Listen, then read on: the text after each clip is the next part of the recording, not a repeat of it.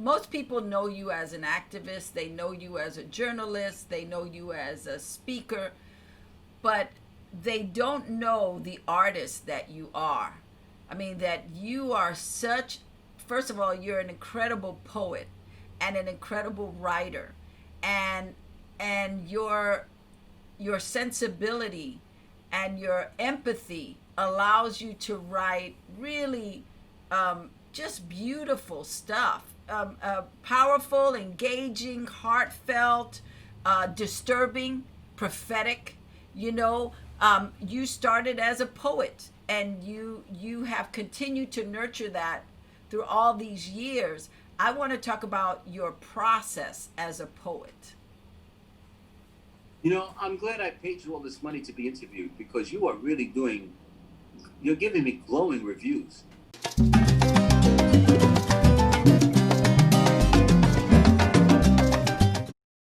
You then started getting involved with Fania Records and the artists. You then started getting very active in the Latino music scene.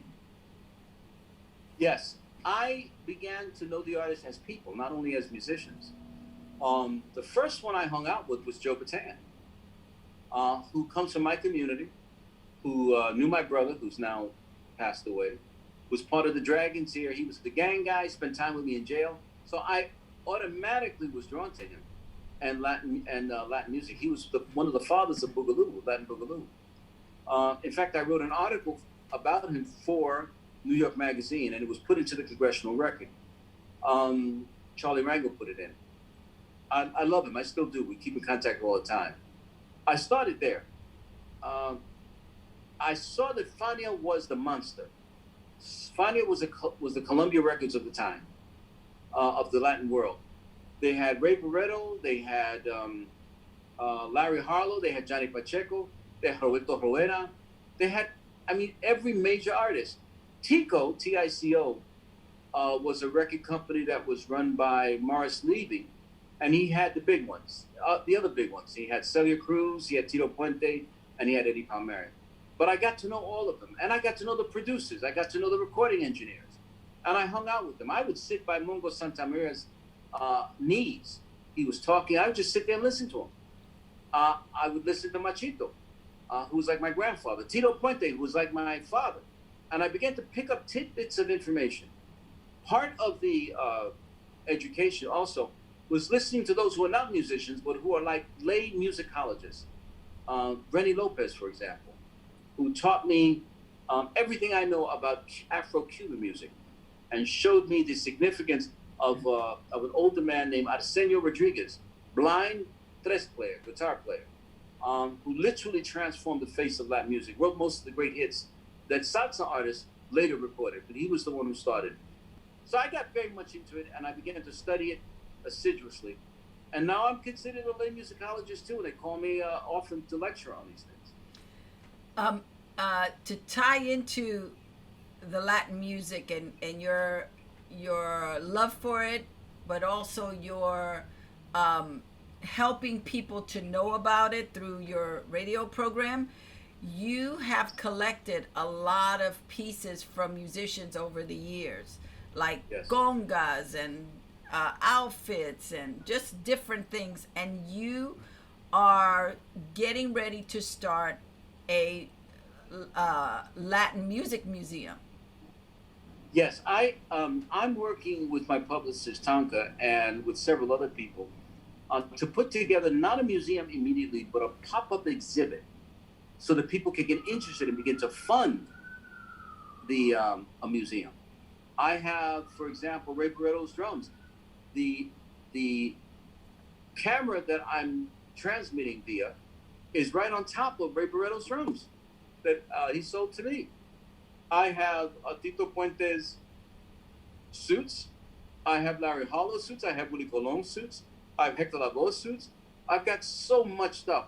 And I'm just a baby in the collection category. There are people who have much more stuff. I have 4,000 records, for example, LPs, vinyl.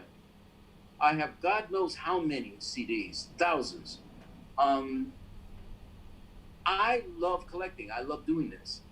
And I think the only way, the way, what would serve me even better and what would make me, as they say in Yiddish, kvel, is if I was able to share it with other people. I want to share this with other people.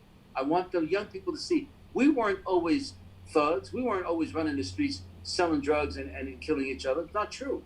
We're not that way now. There are a minority of us who are doing it, but we are people who stand tall and elegant. And this music makes us that way.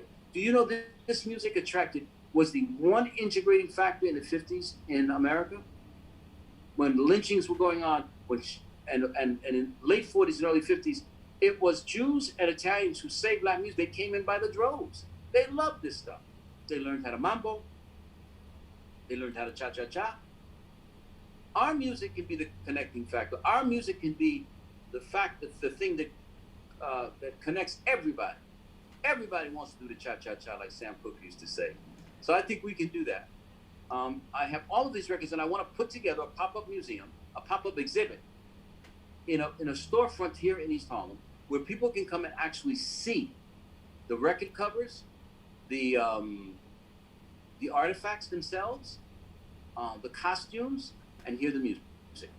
I love that. I am rooting you on for that. And I wanted to, most people know you as an activist, they know you as a journalist, they know you as a speaker, but they don't know the artist that you are. I mean, that you are such, first of all, you're an incredible poet and an incredible writer. And your sensibility and your empathy allows you to write really just beautiful stuff, powerful, engaging, heartfelt, disturbing, prophetic. You know, you started as a poet, and you have continued to nurture that through all these years. I want to talk about your process as a poet. You know, I'm glad I paid you all this money to be interviewed because you are really you're giving me glowing reviews. I paid you a lot of money, but I'm going to pay you more. This is fantastic. This is fantastic. Poetry comes natural to me because I'm a wordsmith. I love working with words. I like articulating. I like the sound of the English language. My grandmother hated it. She spoke Spanish, and she couldn't stand it. She said it was an ugly tongue. And I understand Germanic. It's basically a Germanic tongue, and it has a lot of CKs. She used to almost. She couldn't stand it. It was like she said they're gargling. It's horrible.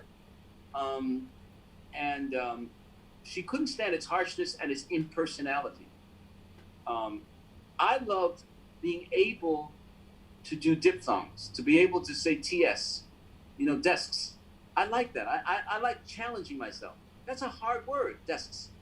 There are other words that were difficult to say, but I was able to do it. Aegis. I wonder, Aegis, is it A-E-G-I? Aegis. Is it A-E-G-S-I-S?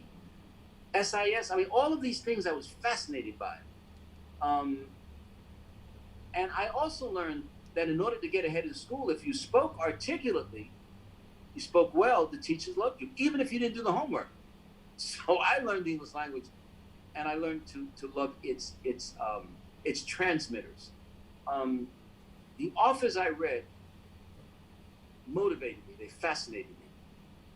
In the 8th grade, I was introduced to Shakespeare for the first time. And I realized that his contradictions, or the contradictions of the characters, were the contradictions of the world. But I was led to that thought by a woman named Ethel Shapiro, who showed me that there is no barrier to life, love, death, and struggle.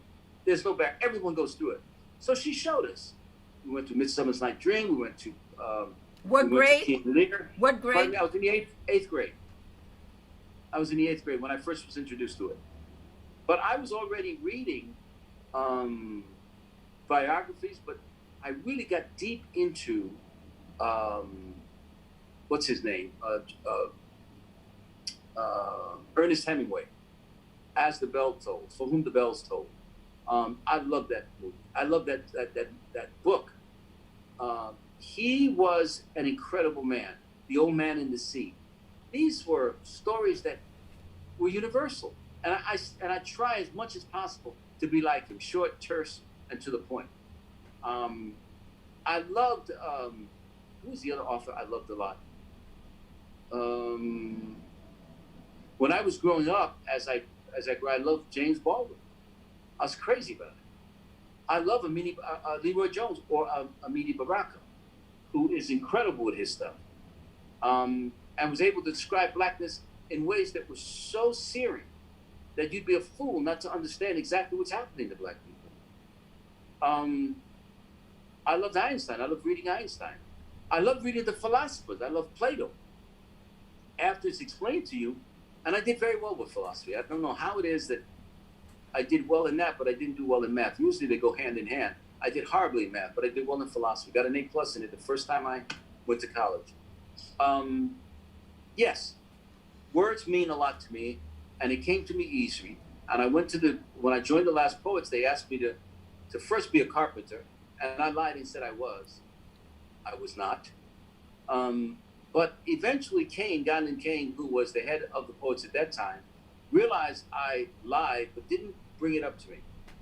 I kept on trying to write poetry. I kept on, and Abiel Doom was just incredible in those days, still is. David Nelson was incredible. Galen Kane, of course, was the epitome of the Maestro singer. We'd go around to communities, and they were fascinated by his style. And I didn't think I could ever enter their midst until I wrote a poem called Gibaro, My Pretty Nigga. And when they heard it, they said, "You're in. That's it. Nothing more need be said." And from then on, I've been a member of the Last Poets.